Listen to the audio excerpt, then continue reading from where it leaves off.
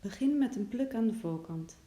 Deel hem eerst in tweeën en dan gaat het linker gedeelte nog een keer in tweeën. Nu heb je 2 dunne en 1 dikke pluk.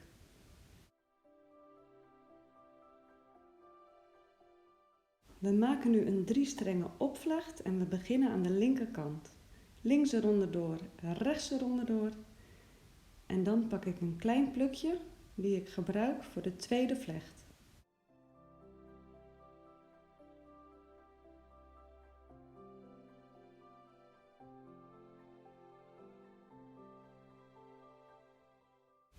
Steeds een plukje erbij en samen eronderdoor.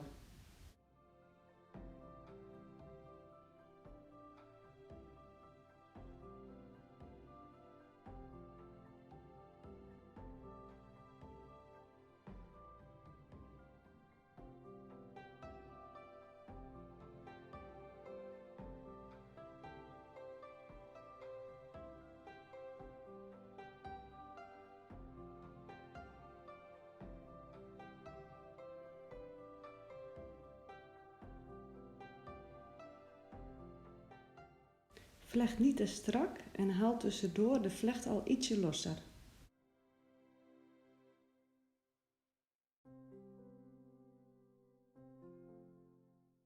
Laat ook af en toe een plukje eruit, zodat de tweede vlecht straks mooi op zijn plaats blijft zitten.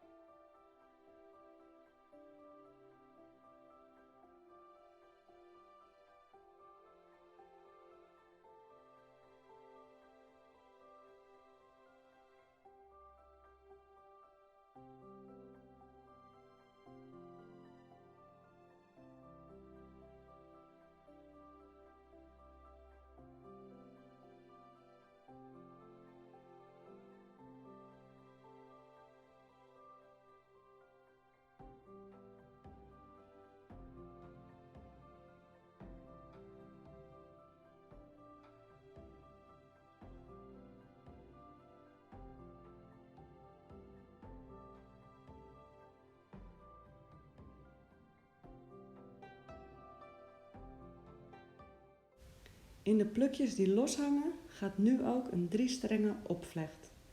Ik vlecht hem een paar keer en als ik bij de plukjes ben, pak ik die erbij.